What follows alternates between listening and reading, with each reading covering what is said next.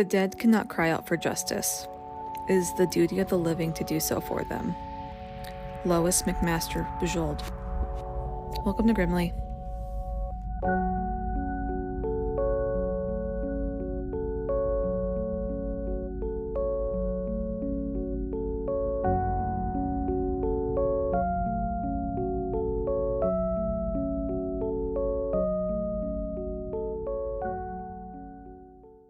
Do you want to talk about how you fat shamed my dog?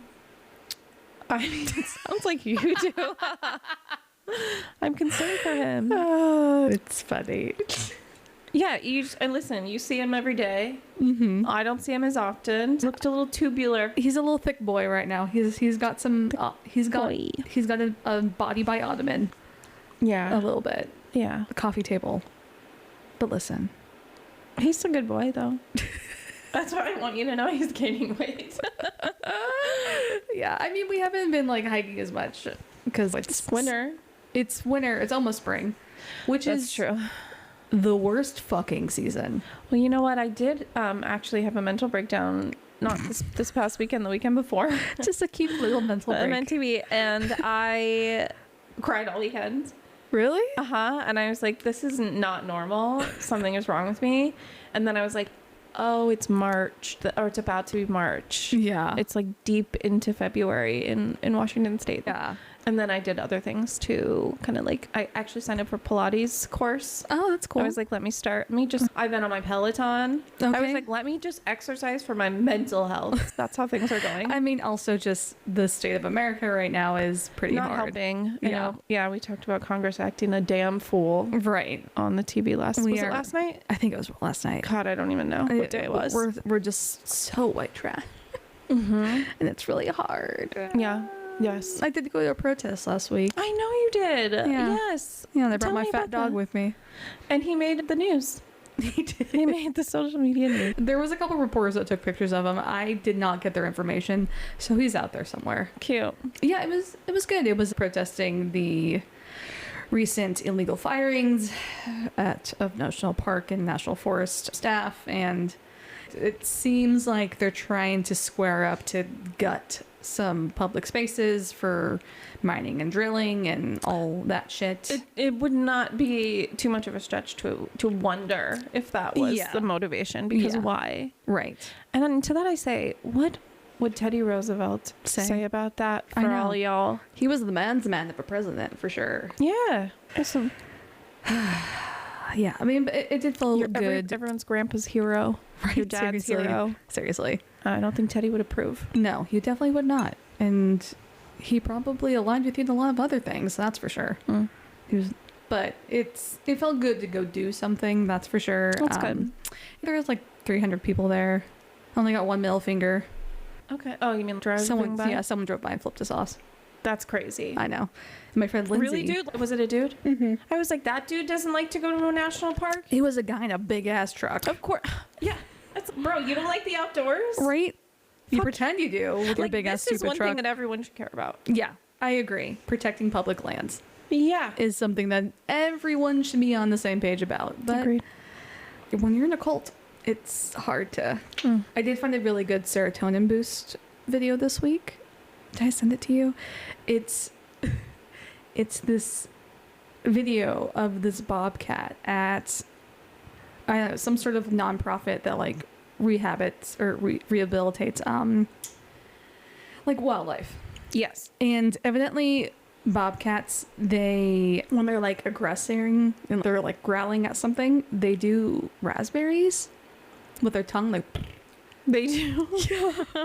So there's this fucking video of this bobcat, I'll show you, it's growling, like hissing, and then it does a little raspberry with its little tongue. I'm gonna show you right fucking now. It healed something in me. Oh, that's nice. In a way that like I was like, oh, I needed that. It's so fucking cute. When I was growing up in Arizona, we had a cat who was like a part bobcat, and he had a little short tail, and he was like a big bushy ears and stuff. He didn't do that. They're so fucking cute. Bobcats are so cute. Here's the video. He just stick his tongue out.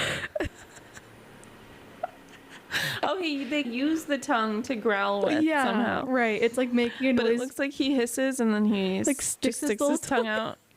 It's so fucking cute. I know it's supposed to be like intimidating. You're like, looks just like a fucking cartoon. A normal house cat. Like, he looks like a little cartoon cat. So freaking cute. Look at they have the tiniest little squat faces. Oh man, it's pink tongue. It's really it did something for me. I needed this week. That's for sure. Good. We all need to find our little things to keep going. Prozac.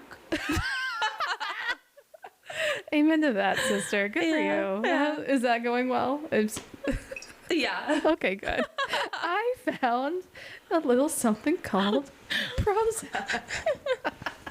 Did you watch the Gabby Petito? I did. Docuseries? It was 3 parts? Yes. Okay, yes, I finished the one on Netflix. Yes. Yeah. I was like, I couldn't remember if I finished it, but yeah, I watched 3 episodes. I was honestly, I was opposed to watching it initially. Sure, like, yeah, I we agreed. know the story. Are we going to keep capitalizing on this poor girl's trauma? Yeah, but her like, family was involved. Her family was involved. And so I was like, okay, when I saw that, I was like, okay, maybe there's something here we can talk about. Brian Laundrie's family is fucking trash. Oh, yeah. I did not know the extent of their involvement. Yeah, I knew there was a big problem. Right. But, yeah, no, it's weird. It's very weird. I know. I did not like it. I didn't either. It's just... At the end of the day, if they had just convinced him to do the right thing, because I think that they knew almost immediately, right? He called his mom. Right, yeah. And had a 40-minute conversation with her. Right. Right around the time they think that she died. Yeah. And I think he was gone and missing a lot longer than they said he was, because they when they found his body, it was like almost skeletonized. Yeah, it feels like it would have not happened in 30 days or 28 days or something like that. I don't know. Who knows? But if they had just convinced him to do the right thing and turn himself in, maybe there's a lawyer that can help him, get a lesser sentence. Like right fucking away. Listen to the lawyer, use the lawyer, and then maybe your son would still be alive and you could talk to him. Yeah. And so are you happy now? This didn't work out for anyone. No. And now you have to live with that. That's on your soul for the rest lived of it. in your home. Evidently, you seemed like you didn't fucking like her. I know, that's part of the problem, I think. Which was really fucking sad. It's just, I don't know. It was boy moms, man. A type of sickness. Some of them are sick. Yeah. That just, there's something going on up there. It's called emotional incest. It's gross. It's true. It's gross. That is gross. Well, getting to another big sad. Oh, well, welcome to Grimly. This is where we make you sad. Yeah, this is where this is gonna be a big sad episode. I'm sorry. Okay. Yeah, this is Grimly. I am Missy. And I'm Meg. And what are we talking about today? And we got Coleman somewhere. Oh yeah, Coleman is here. Quick. Okay, but what are we talking about today? Oh yes. In 2003, Lisa Gurrieri and Brandon Rumbaugh set out on a camping trip to celebrate their anniversary, but they never made it home. Their bodies were found near their campsite off of Bumblebee Road, victims of a brutal and unsolved crime. I love it when you do true crime episodes, and we rarely do them. We don't. Yeah, we don't do them very often. So decades later, their murders remain a mystery. Today, we are covering the unsolved case of the Bumblebee Road murders. I've never heard this. No, it's in your home state, or home-ish state, Arizona. Okay. Actually... 10 years, yeah. My little sister was born there. Yeah, exactly. I feel like you'll have some sort of connections. But yeah, this is a true crime one. We don't do them very often, just because sometimes it's a big sad, and sometimes we don't need it. Yeah. But I like the idea of covering unsolved cases. Just to It's frustrating for everyone, but it's frustrating for everyone. But I also think they're the ones that should be talked about, because we need to get some people moving, get some balls rolling. So there's a purpose. To reliving it. Yeah, exactly. Let's try to get some shit solved, essentially. Okay. I support it. Yeah. Lisa Gurrieri was born on July 14th in 1984. She was described as outgoing, bubbly, and just an overall friendly young woman, aka lights up a room, the classic. So Lisa graduated from Mesa High School, and at the time we will be covering, she was a sophomore at Mesa Community College. Okay. Where she was studying business management, and she eventually wanted to become a wedding planner. This seems like this is a decently recent story then. If she was born in 84, she's this like is in 2003. just a few years older than us. Yeah, she's a few years older than us. Yeah. So she 2003. Thank you for that, Coleman. She was a sophomore at a community college. Okay. So Lisa also sang in the choir at Christ Us King Catholic Church. She also worked at a utility company, was just like a lovely average young woman who was trying to make it on her own. She wanted to become a wedding planner, like just very classic. Yeah. Like and just busy girl, too. Yeah. busy. Looks like she was doing everything right. Right, yeah. Lisa's life did have some tragedy with her father, John, passing away from cancer when she was little, which kind of made her uncle Mike to step up as a father figure in her life. But obviously it's not the same. It's never the same when you lose a parent, especially when you're young. How old was she? When her dad died, it's just said when she was young. Oh, okay. There's a ton of like information about this case specifically, but it just said when she was like little. I think less than 10. Damn.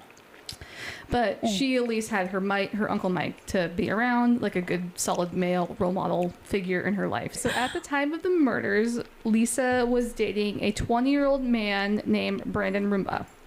Brandon was born on May 7th, 1983. He attended and graduated Coronado High School in 2011. Coronado High School. Coronado High School is where my sister went to high school. Oh, really? Yes, like for her first year. Okay, yeah. So this is closer than I anticipated.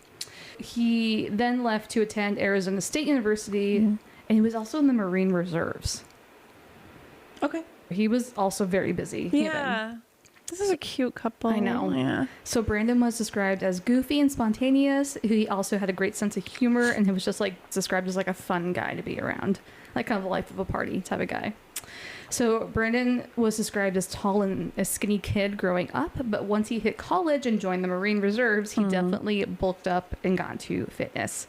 And this is it's a very grainy photo because this is like all early 2000s disposable camera shit film. But this is a picture of them together. Oh yeah, they're sweet. You can swipe over actually, and there's another one. Oh, okay. Yeah, they're sweet. Yeah, just like a sweet classic. Like very like 90s kids, early 2000s. Yeah, totally. Besides going to college and being a Marine, Brandon also worked as a personal trainer, and he eventually wanted to open up his own gym someday. So these are like two younger adults, kids, however you want to describe them, who had lofty goals and definitely were like making plans. They seemed really happy as a couple.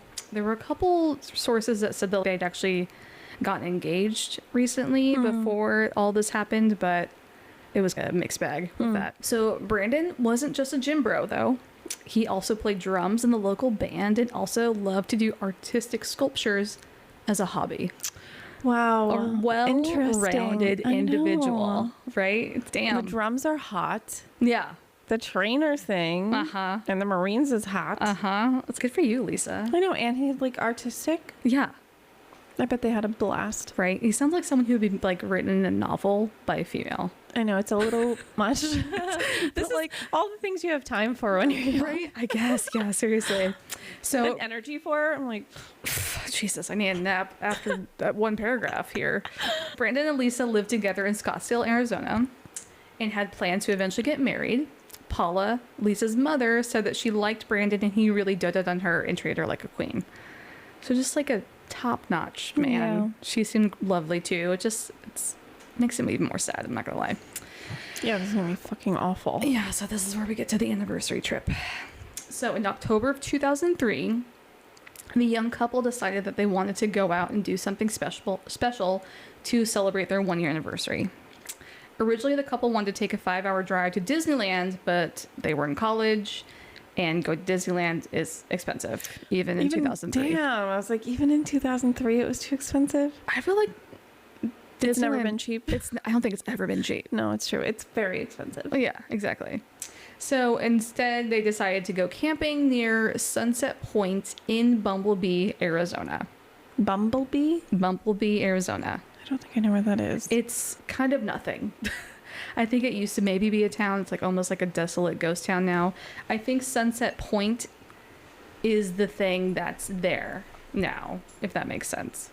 I'll explain that a little bit later. Okay. So Bumblebee, Arizona is about 60 miles north of Phoenix off of the I-17. Okay, north of Phoenix. Okay. Yeah. So all right, that's Okay. Yeah. So it starts to get into kind of like the wooded area Yeah. a little bit. Yeah. A little more forested, higher elevations. Yeah. So head towards Flagstaff, which is a Okay. college town in the quote mountains.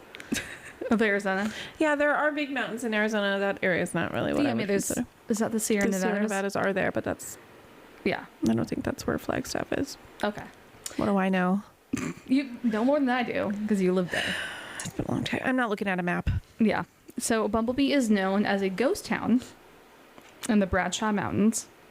Okay. So even though this area is remote and desolate, it's still well known for camping. So you can do dispersed camping off of Bumblebee Road, Okay. which is behind the Sunset Point, which I did look this up in a map, and Sunset Point looks like almost a rest stop. Okay. It's off of I-17, but it's like a place to like park RVs and camp in your RVs. Okay. But Bumblebee Road goes up behind it, up the hill. Okay. And it's almost like the Gifford Pinchot Forest here in Washington, where you kind of like find a random road and you can like camp off the side of the road, essentially. Lisa had actually never been camping before this trip and was a little nervous about sleeping outside. Oh my God. That fucking breaks my heart. know. Are you serious? I'm serious. Holy shit. Yeah. She was nervous about sleeping outside because they were actually going to sleep in the bed of a truck. They were going to sleep in a tent. Okay. But they like wanted to just like sleep under the stars. Yeah. It's her anniversary, like just to do something special. Yeah. And also Lisa's going with her boyfriend who is in the Marine Reserves and is a muscular guy and fit. And so it's just, okay, I'm going with anyone. I'm going to go with you, right? Yeah. They were just excited to go make some s'mores, do some stargazing, and just have a nice overnight trip. Lisa and Brandon borrowed Paula, Lisa's mom's 2000 Ford F-150 for the trip. At first, Paula was a bit nervous about this because the truck needed an oil change, and even though Lisa and Brandon were pretty responsible, they are still 19 and 20 years old, so they're still kids. But she eventually is like, okay, you can just borrow the truck, Yeah. right? Yeah. It's like, I'd rather you... 19 and 20, they're not 16. No, but it's still pretty fucking young. But they are responsible. Anyways, I digress. Friday, October 17th, 2003. The couple set out for their camping trip in the evening of that Friday. Paula hugs Brandon, tells him to be careful and take care of Lisa. Lisa tells her mom not to let Uncle Mike know about the camping trip because she didn't want him to be worried. Also, maybe didn't want him to know that she was going with a boy. Yeah. There's probably a little bit of that. Okay, so Uncle Mike is not to know about it. Yes, she's like, don't tell Uncle Mike. Okay. Don't tell him I'm going with my boyfriend. I don't want him to worry. Yeah. It's the classic. He's the man of the house, quote unquote. Let's keep it a secret, essentially. Yeah, totally. So Paula's like, okay, that's fine. She gives them a few extra blankets since they're sleeping in the back of the truck, and they leave for Sunset Point that evening. Brandon and Lisa were going to camp overnight, so it was going to be a short trip. It was Okay, just like just a the one one night. night drive out, sleep under the stars, come back. I hate this. I know, and this is where it gets bad. Okay. Paula was expecting Brandon and Lisa to be back pretty early on October 18th, 2003, because Brandon actually had to work that day. Okay. So it was a very short trip. Jesus. Yeah. Okay. I think it was almost like, we have to do something. It's our anniversary. Let's just go. I would never, but also I'm not 19 anymore. No, exactly. But the couple doesn't show up with the truck, and they don't get a hold of anyone. And then Brandon misses work. No. Everyone is worried, obviously. So friends and family of Brandon and Lisa jump into action immediately and start going to campsites around Bumblebee and Sunset Point to try to see if they can find them. Mm-hmm. So during the search of Bumblebee Road, the Ford F-150 is found, with Brandon and Lisa in the bed of the truck, still in their sleeping bags, with multiple gunshot wounds to their heads. Oh, wow. Like Okay. 5 each. Oh my God. Okay, in their sleeping bags? They're still in their sleeping bags. In the truck. In the bed of Okay. the truck. Well, that could have gone a bunch of different ways. That is listen, if you're telling me that they were found dead, that's Immediately. I would prefer it to be that way than all the ways I had imagined in my head. Like almost like they were maybe still sleeping. Yeah, hopefully they were still sleeping. Yeah, we don't know. So obviously police are called immediately after Brandon and Lisa are found, and they start to investigate the crime scene. It's pretty immediately ruled out that this was some sort of murder-suicide. because 5 gunshot wounds per person is something you just can't do. So while being in your sleeping bag? Mhm. Yeah. There also isn't any sign of a robbery. No. There also isn't any sort of sexual assault or involvement with drugs. That's what I'm saying. Yeah. She was in the sleeping bag. Oh, I see. Okay. Yeah. So there's some Yeah. good news there. Yeah. So with all this being ruled out, police are stumped as to why the couple was dead. The only other logical possibility is that this was a completely random crime, or that someone had wanted either Lisa or Brandon or both of them dead that they knew. That's crazy. I mean, but what else are you supposed to speculate on? I don't know. I guess so. I guess those are the two options. It's either random or it was someone they knew at this point that knew that Okay. they were going camping. Yeah. I mean, who would want to? I don't know. Okay. So, we never know, honestly. You're right, because we don't know, because this is an unsolved. Unsolved, yes. All right. So an autopsy is done on both Lisa and Brandon, and the cause of death is 5 gunshot wounds to both their heads with a .25 caliber pistol, which is a weird gun from what I've understood. I don't know why. Everyone just said it was a strange gun to have. Okay. If someone who knows about guns could give me some insight, that'd be lovely. Not me. I could Yeah, speculate, right? but I don't know what I'm I talking know, about. me too, yeah. The surrounding area is searched, and police interview almost 1,000 people who were staying near the campsites that night and Sunset Point in general. Because remember, it's kind of a rest stop. Okay. Did you They're hear like- anything? No one saw anything. No one saw anything suspicious. The only thing that was missing from Brandon and Lisa's things was a video camera the couple had brought with them. The case was still in the truck, and the family had the serial number of the camera, but it has never been located to this day. Wow. So why it's never been located, what's on it, we just don't know. Jesus. Police also picked up evidence in the area of the campsite and found a disposable camera. And it was found about 100 feet from where the truck was found. It was like tossed from the truck is what it Okay. looks like. So the film in the camera is developed, and most of it's overexposed and ruined because the camera was obviously like damaged. Oh. But there are 2 photos of Lisa and Brandon hanging on the back of the truck the night of the murders, and these are the photos. So this is the night they were killed. Yikes. Yeah. It's so sad. Yeah. It's okay. like So, this- yeah, they're just hanging out. They're They just took hanging a out. picture of each, a picture of her in the corner of the truck and a picture of him. He's got, are those sambas? or Those look something? like sambas. And she's just got the classic black top and 90s, or I guess it was early 2000s, but still the Yeah, they're jeans, just that jeans black and a top. tank top. Yeah. And the bed is, or the trucks looks they have about 1,000 blankets in it. Yeah, Like, it yeah. does They're look just like pretty in the bed of cozy. the trunk. Yeah. There is also a weird blurry picture in the film roll that almost looks like it's a fluorescent light.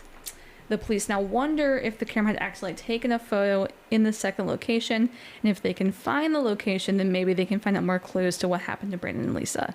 And this is the third photo, I guess, technically.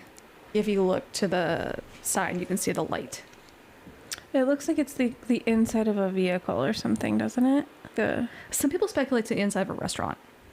Really? Mm-hmm. Where the fuck would you? Oh, because the light. Because of the light. Oh, yeah. Okay, so a window. Okay. Oh, I see. Okay. All right. Okay. Yeah, so evidently there was a restaurant nearby that like had similar lighting features, No. but like it's such a weird So maybe grainy. somebody followed them or something. Yeah. Okay. So after the initial investigation, interviews, and evidence are found on the scene of the crime, the case initially goes cold. And even this photo itself, it just could be a red herring. Like it could have, like, because the camera was damaged, one of them could have taken a picture of the other one in this restaurant. Yeah. But now the picture's all fucked up, so you can't tell it's someone taking a picture of somebody else, which is shitty. I guess thank God for digital now because it's so much easier to like find that stuff. Yeah, totally. So we're gonna get into some theories of what people think happened. Okay. In the aftermath. So there is a theory that someone in Lisa and Brandon's friend group was involved or even committed the murders. So Lisa's uncle Mike thinks that this is the most plausible theory because there was a man in the friend group that had a massive crush on Lisa. And this guy I'm not going to say his name because it's all speculation. I don't want to throw names out there. Yeah. But don't need to be thrown out yet. So this guy was in the initial search party that found the truck and Lisa and Brandon's bodies. Like, and it was kind of a weird area. So everyone's like, how did you know it was here? Did he find it? He was in the group that found it. Really? Mm-hmm. Okay, that sometimes is the case. Yeah, right. So there is not any evidence that proves this guy was the culprit in the case, but there's also a lot of people in Lisa's family and like kind of her friend group that do keep side-eyeing and pointing to this guy as maybe a person involved. Just because he had a crush on her? No, there's more. Okay, I was like, that's not enough. I know. So maybe even more. She's beautiful. Yeah. I'm sure there's plenty of people who had a crush on her. So maybe even more damning evidence is the fact that this guy packed up everything and moved out of the blue from Arizona to Washington State. So he kind of like left right after. Which I don't know. So it's not uncommon, I would say, that people disappear after something like this happens and moves away. Yeah, suspicious. Suspicious is the right word. So this guy was given a polygraph before he moved, and he passed it. Okay, well, it doesn't matter. But polygraphs are... What personality type can easily pass a polygraph? Is it a sociopath? Maybe. I'm not entirely sure. I feel like it's a sociopath. However, I've heard recently that it depends a lot on the person Doing that's conducting the test. Okay. And the types of questions they ask. Interesting. So, I mean, it has just as much to do with that as it does the person taking it, which is why they're not. I mean, this is why polygraphs are not admissible. I know, but it is interesting. Yeah, I mean, yeah. So at least he passed it. Okay, well that isn't. However, new detectives looking at this case do think this guy needs to be reinvestigated more. Okay. So, to the detectives now working this case, he's not in the clear. The moving away is very sus. The moving away is very sus. And there was also something... The week after? It just said very close to after everything happened, he moved away. Okay.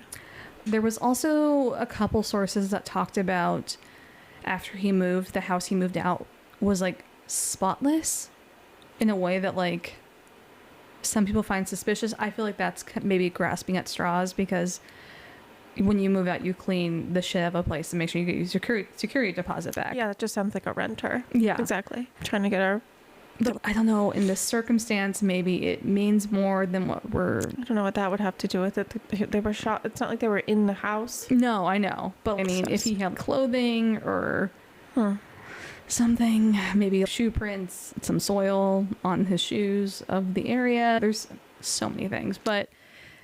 just saying, if you look up the story, that might be in there. So another major theory is that this was just a random attack or robbery gone wrong. Detectives have speculated that maybe this is a case of robbery gone wrong, where people were trying to steal the truck and didn't know that Lisa and Brandon were actually sleeping in the bed of the truck. So someone like walked up, they see this random white truck off the side of the road, and they're like, oh, let's just fucking take it. Why would you shoot them? I agree. And then why wouldn't you just steal the truck?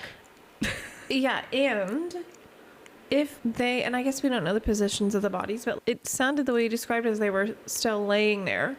So if somebody was like in the truck, trying to steal the truck, and they woke up, they wouldn't then be inside their sleeping bags the same way. No, it definitely sounded like, from what I've read, it's like they were just, looked like they were sleeping almost. Or laying there terrified. Or laying there, yes. Yeah. Or like someone had like a gun to them, they like, stay here. Yeah. I don't know. That's true. I guess somebody could be like, lay down. Yeah. So I don't know. It seems like a stretch, I guess. So there's also a part of this theory is that Lisa and Brandon had come across someone who was like mentally unwell or unstable. And unfortunately, we're just like in the wrong place at this wrong time. So like just kind of like a random stranger that killed them. Yeah. So police do think this theory is very plausible because just a few months after Lisa and Brandon's murder, two men who were camping in the same area, not necessarily at Sunset Point or Bumblebee Road, I think like 10 miles up the road, were also shot a few times away from Bumblebee Road. Yeah. And I couldn't find a ton about this story specifically, so it's all speculative, but I'm just putting it out there.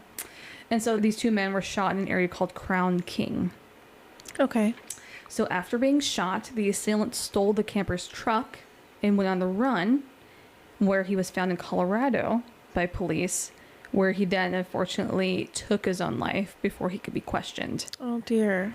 So this happened a couple months after this. Yeah. And so it's maybe this was someone living in the area off the grid and maybe was like having some sort of mental crisis or health problem and was just off the rails Yeah. and just did all this shit. But we don't know, unfortunately. Yeah, it's so rough, though, because you'll never know. No, yeah. And I don't know if there's any DNA evidence because the crime was so unless they find the involved. weapon. Right, yeah, unless they found the 25 caliber pistol. And yeah, I could even find if these two other men that were shot were shot with the same type of gun. Weapon. Yeah. So there's also the question of the picture that was found when the camera was developed.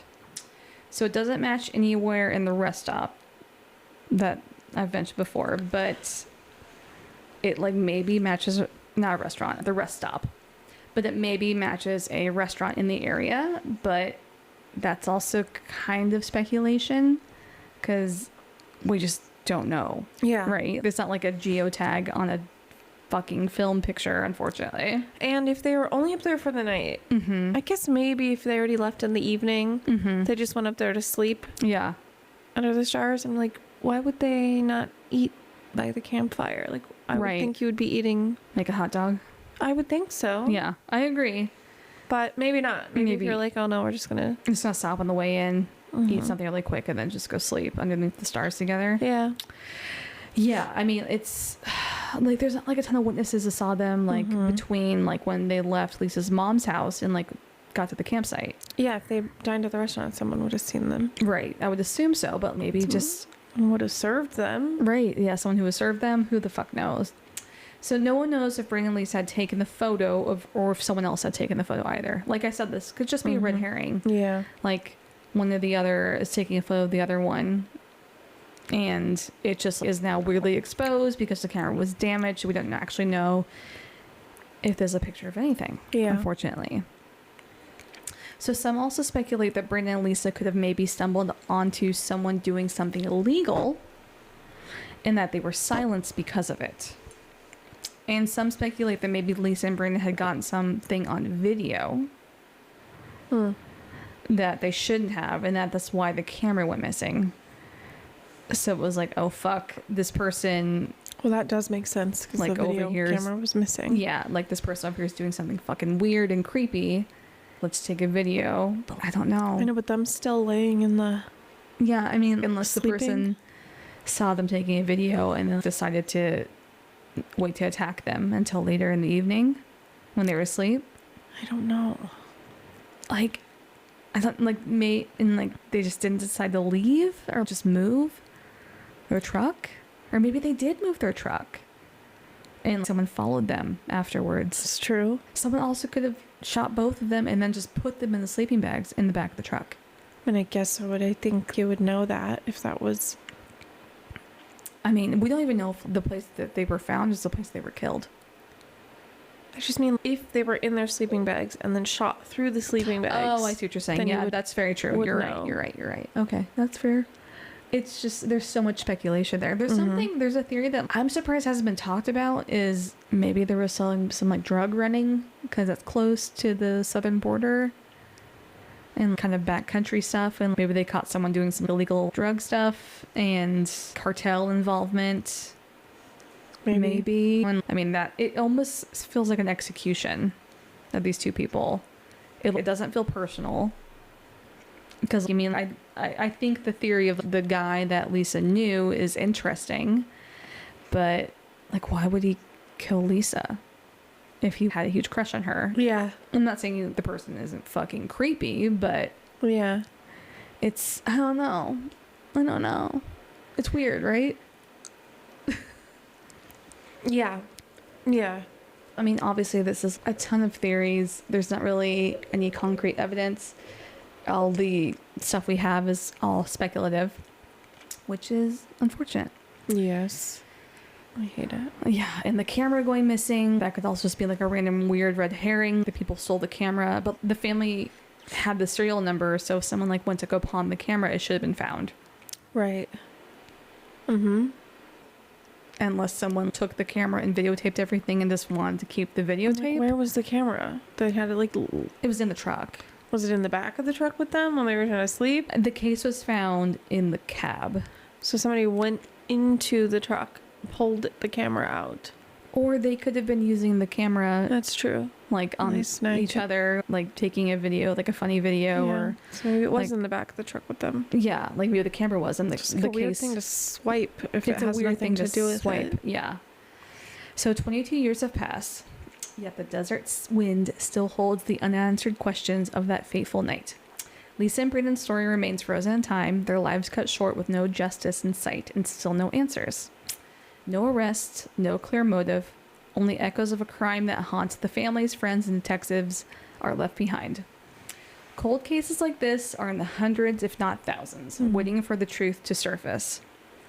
If you know anything about the Bumblebee Road murders, please contact the Yavapai County Sheriff Office at 928-771-3260 or submit a tip through Silent Witness at 1-800-832-3232. Until then, the shelves of the Bumblebee Road murders keep their secrets. And that's it. It's terrible. It's terrible. I know. It's a bad one. It fucking sucks because it just seemed like just a sweet, happy couple that just had... The not knowing is so hard. I know. But it also... I don't know. I feel like those are the crimes that we should be talking about. Yeah, it's only a mystery until it's not. Right, so exactly. It is important. Someone knows. Yeah, someone knows something. And this Always. is recent enough that they're probably still alive. Yeah, it's This true. isn't... You know what we haven't talked about yet on this fucking pod? Is the fact that Jack the Ripper was solved. I heard about that, but I didn't think I looked into it because it's been so many times that I know. I think that it's like actually 100% DNA evidence confirmed it was this person. Okay. I couldn't even tell you their name. Oh.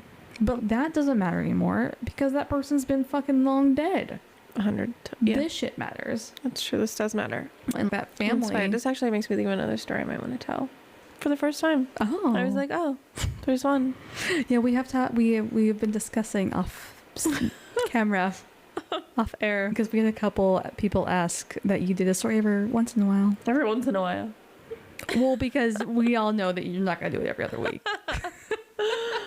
Yeah, okay, I'll think about it. Yeah. I'm thinking about it, but yeah, this spurred It's the memory of a case that I'm like, you know what, that is worth talking It's about. putting the hamster But on it's the wheel. another unsolved, well, it's a disappearance, and it's fucking tragic and awful Yeah. and frustrating. It's very frustrating, but I do think It matters. if we're going to do a podcast like this, the Yeah. least we can do is talk about this type of shit and You're try to like 100% right. bring some light to the situation, unfortunately. You're because 100% right. there's so many cases, like even Gabby Petito.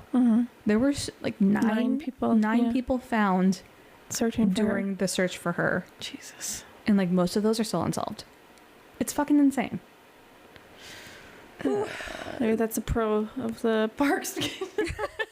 No, it's not a pro. No, you're right.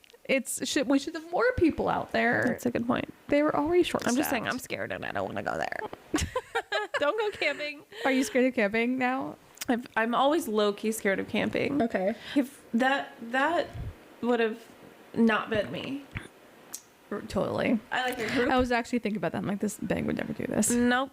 Yeah. And it's not because I don't want to or think it's totally cool to be alone under the stars, but like one time Dave and I did try to go to a very remote campsite and I was like, nope, absolutely. We got there and I was like, I cannot stay here. I will it's almost dark. Yeah, I'm too freaked out by this. Not a chance. No one can hear me screaming out here.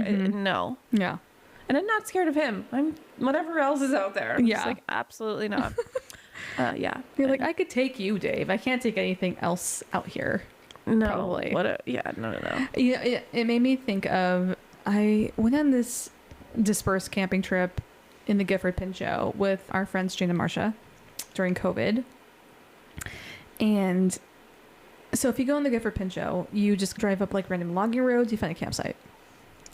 And when we found this campsite, there was this weird fucking box truck that was parked on the logging road that had a Narnia door in the back of it. Just there. Yeah. We have no idea still to this day what was in the back of that truck. And you guys were like, this is fine. We'll stay here anyway. We did. This is what I'm saying. This is the difference. It was definitely stupid. I don't know why we decided to stay. Hindsight, we should have fucking left. But I mean, there was a bunch of paperwork in there that was like from months prior. The back door was. I tried to open it. I was like, let's see if anything's in here. We couldn't get it open. You tried to open the door? Yeah. Are you insane? I think you are fucking insane.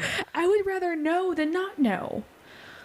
Oh my god, what if someone was in there just sleeping and they were like, what the hell? Oh my god. I knocked. It was weird. It was a weird place. The knocking too is like, mind your business, please. You're looking for it. You're looking for trouble. Don't mind your manners. Fucking fuck politeness. That's a little different. I can't. Wait, then Melissa. I cannot. I cannot. You know you're real mad when you use my real name. I hate that story. I don't want to sound like a real WT American, but having a gun with you in moments like this really makes all the difference for me. Yeah, gun or bear mace? Bear mace has a bigger range. Or not range, but it sprays a big cloud of pepper. As opposed to a gun. Both. All right, both is fine. I'm not sure. One or the other, I would say. I just think that someone... Yeah, sure, bear mace better than nothing. Yeah. But someone, maybe a deranged man, it's just always inevitable. I'm going to dig. They're the scary ones. I'm sorry, but yeah, I agree. Yeah. You are the problem. A deranged man is really going to be not that concerned. Not that he shouldn't be. But I think that I point a gun at you and you're probably going to back the fuck up. Yeah. And change your mind. Okay. Or rethink it. If I put some bear mace, I'm not sure if that registers the same way. Until you fucking pull the trigger. Sure. Yeah. In which I say both are welcome, but both are welcome. Yeah. Well, there's some places where you can't bring a firearm. That's true. That's why I usually just... I don't think you can bring bear mace to Canada either. No, I think there's a lot of national parks where you can't bring bear mace in the States. Or not bear mace, a gun. Yeah. People are doing it. Oh, I'm sure they are. I don't necessarily blame them. I don't know. It's a conversation that's bigger than this. It's complicated. It's very complicated. Women are allowed to have guns. How about that? Yeah. Can the ladies have the guns? Right? If you're going to take away our bodily autonomy and we can't get an abortion, at least give us a fucking gun. And if you're going to be the ones doing the shit? Yeah. Let us shoot you. Right in the dick. It'll just even the playing field a little bit. How about a one-shot vasectomy, motherfucker? And here we go. We're gone off the rails. Let's end the episode. Anyways, we apologize. I hope this gets solved. I flagged this on Google to see if there's any updates eventually. Let's hopefully maybe send this down to our brothers and sisters in Arizona. Let's get some conversations going, get some public attention to see if we can figure some shit out. I want to see if they investigate the guy that moved to Washington State more, because it is suspicious that he moved away so quickly. And it's low-hanging fruit to say he escaped to Washington State, but yeah, we got some Looney Tunes people up here. Yeah. The only thing worse is two of them are on the microphones right now. But yeah, that's it for the week. I know it's a little bit of a shorter one, but it's poignant and I think important. And absolutely. Yeah, well, next week it's kooky time. I'm putting that out there right now. Oh dear. Yeah, so get ready. Okay. But yeah, we'll talk to you guys next week, and thank you for listening. And until next time, stay grimly curious. Stay grimly curious. Thank you so much for listening. Music by Alex Kingston and Adam McKinnon. For podcast photos and updates, follow us on Instagram and TikTok at Grimly Podcast. Be sure to rate and review, and we will see you next week for another episode. Bye, bitch.